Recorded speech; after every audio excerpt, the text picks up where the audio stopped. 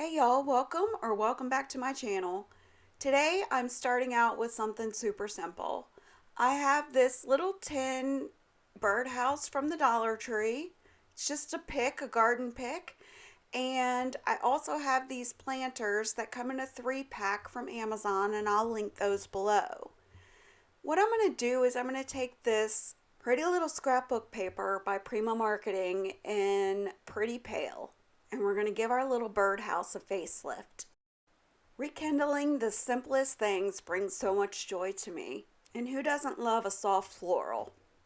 So what I do is I just kind of place the paper on top of the birdhouse, and I start to bend around the edges of the birdhouse so I know where I'm going to need to cut it or shave it off.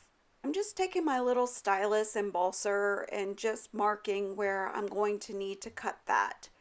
And I'm going to take the edge of my scissors, or you can take a little razor knife and just cut along the edge. After I get that piece off, I'm going to come in with a sanding block and just kind of rough it up around the edges a little hard, and once you do that, it'll just kind of sand down and you'll be able to rip it right off. Now I'm going to go in with my little razor pen that I found on Temu, and I'll link those below as well. They are great for little details, and I'm going to try to find my little bird's nest hole and start to push down the paper back into the birdhouse just so I know where the hole is and what I need to cut away. I'm going to take some glue, any glue. This is just what I had right in front of me. I'm taking my Titebond Quick and Thick. It could be Elmer school glue. Any kind of glue is going to work here. All we're doing is putting that down. I'm taking my little decoupage brush and brushing that glue down into a thin layer just so that I can glue our scrapbook paper down to the front of this birdhouse to kind of elevate it some. So I just put our paper back on top and gently press down around all of the edges, most importantly, and around the center of the little birdhouse where the scrapbook paper is. Oftentimes we'll pass things up like this because of their simplicity, but really you have to have an open mind and think about how you could really dress something up, because it makes a huge difference. So I'm going to take some of this Spanish moss and I'm just going to shove it inside the hole like maybe a little birdie has been nesting here. While I'm stopping here as far as the embellishment, you could easily add some shims of wood or popsicle sticks layered on top and then stain them, and that would definitely take this up a notch. And then I just shove it down into the planter where I think I want to keep it, but you'll see that I end up changing it to the other side. So now I'm going to take some muslin, and you want it with your muslin, it rips so nice and gets the prettiest frayed edges. I'm going to just cut 1-inch strips, and then I'm going to fold it over on itself in something that looks like a bow. I'm just going to do that with a couple of layers or a couple of pieces, and then I'll take another piece and just tie a knot around the two of them to make a bow. And once I get that knot tied, I'll just go in and trim up any of the excess frayed edge that might be a little messy, and I will also do a little fluffing and then go in and also cut the tails. And that's going to be it for this one. Super easy, like I said. Okay, our next project, I'm going to take this piece of palette scrap wood from the Dollar Tree, and I'm going to take our classic home antiquing wax, and I'm just going to pour a layer over top, and I'm going to use this wax as a stain. So I go over the entire piece with a nice thick coat. And once I get the thick coat on there, then I'm going to go in with a paper towel and I'm going to wipe it all back. I do let it sit for a minute before I wipe it back, just so that it really has time to really soak into that piece of wood.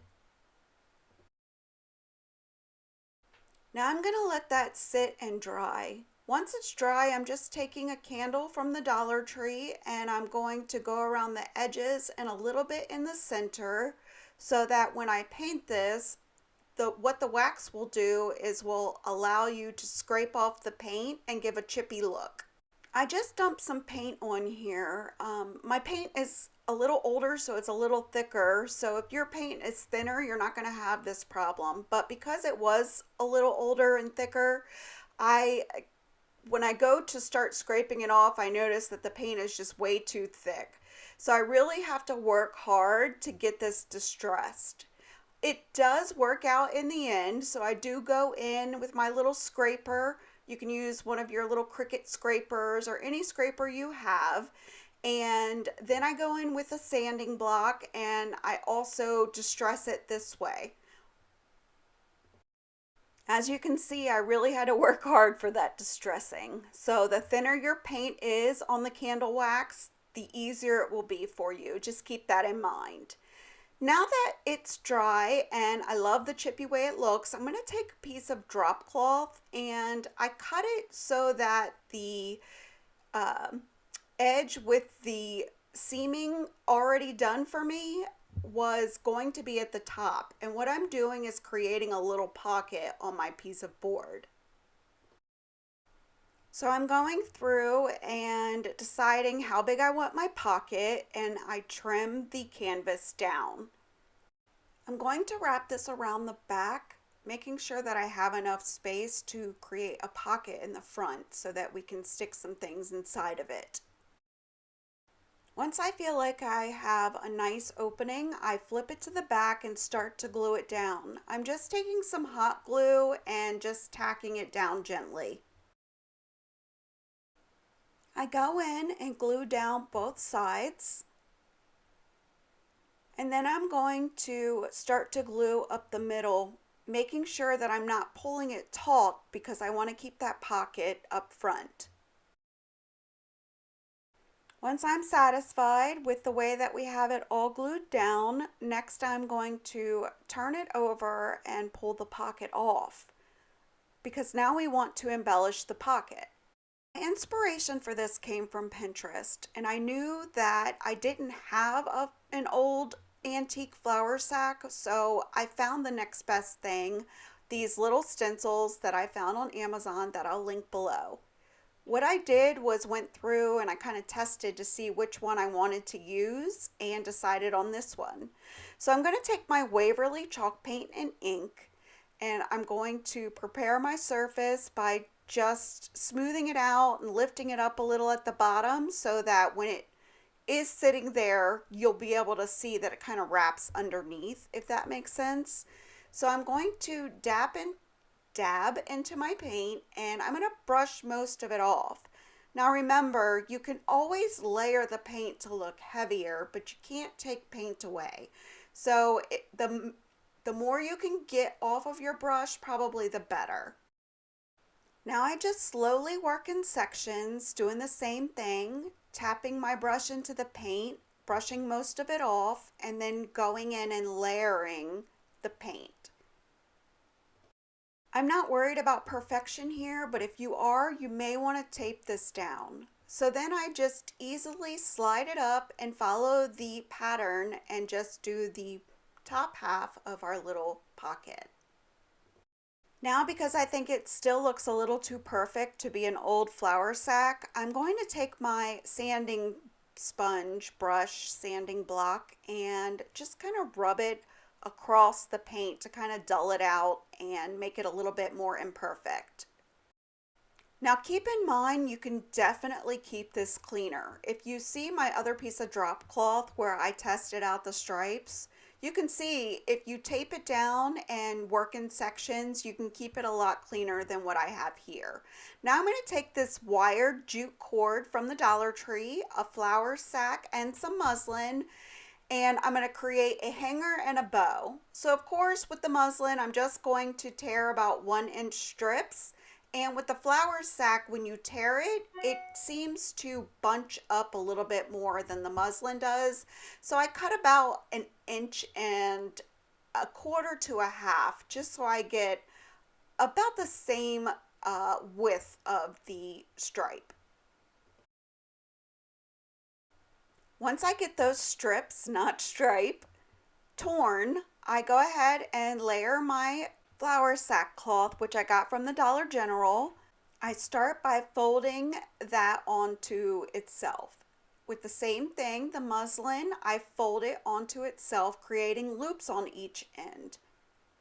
I flip it over. I just do 2 muslin and 1 flour sack stripe just because we have that canvas and white. I just want to kind of tie it together.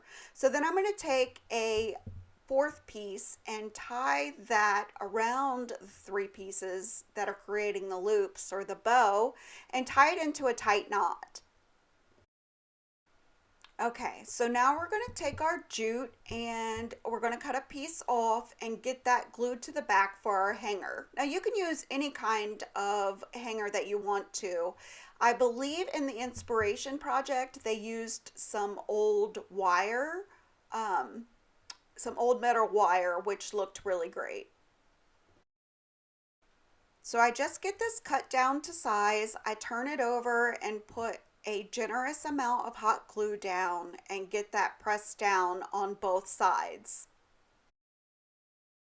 I also go in at this point and I tack down the canvas to the back of the pallet wood just gently because I can at any time, maybe I decide that I want my stripe a different color, I can create a pocket, another pocket to do that. Now I'm going to take our bow and I'm not going to glue it to the pallet wood because like I said, you know, as crafters, we always like to rekindle projects and take things from one year to the next and use them as we see fit. So I'm just going to put a dab of glue on this bow and actually just glue it down to the jute wire. And the last thing I do is just go in and cut little tails on our bow. Now comes the fun part. So we decide what we want to put in it. Do we want to put florals in it, greenery? For now, I'm just going to go with some greenery. And I'm trying to decide boxwood. I have these other little picks from the Dollar General, which are really cute. They kind of look like barley hops to me, or maybe some wheat. And then I put some baby's grass or pepper grass in there to see which one I like the best. I think lavender would look really pretty in here as well. Okay, so now for our third project. I had these books, which I created a stamped set of books a long time ago, and they were starting to look a little frayed and they needed some extra love. So I just went through and put like a fresh coat of paint on them, just a really thin coat, just to kind of brighten them up a little bit. And now I'm going to take our IOD ink and some stamps, and I'm going to put a little saying on these books so that we can start to freshen them up. Never sleep on your old projects. If they're just not giving you joy anymore, pick them up and take a look at them and totally rekindle them. That's what this is all about. So much fun. So I go through and I'm going to put our little saying on the books that I've chosen for these. Using these rubber stamps, I have to be thankful that we have clear stamps now because it was a little difficult to try to get these letters on. And if you can see where I have the letters and sometimes they're too dark or they're leaving the edges on them, don't worry because we will go back in and clean them up, and you can always take your sanding block and gently sand over top of them to create a more seamless look. If I've given you any inspiration, please comment below.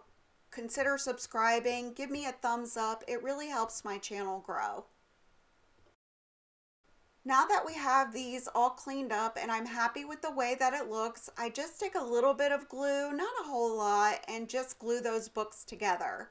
Now I found this ticking stripe ribbon on Amazon and I will link that below, and I'm just going to go ahead and glue down one strip around the entire book set. Once we get that done, now I'm going to go in and we're going to create a bow for the top. So I start by leading off with a long piece for the tail and then deciding what size I want my loops. Once I decide that, as I flip it over, I give it a twist and then I create a loop on the other side the same size. Then I'm going to give it another twist, create another loop, bring that back towards your finger, create another twist, create another loop, same size, bring it back, and then I'm going to create one more twist and then lead it out so that it has one more tail. Then I'm just going to go in with a piece of twine and tie that around the bow in a tight little knot. Now I'm going to take another piece of ribbon. I'm just going to cut an end of it really thin and fold it over on itself and then just put that around the front of the bow and glue that down.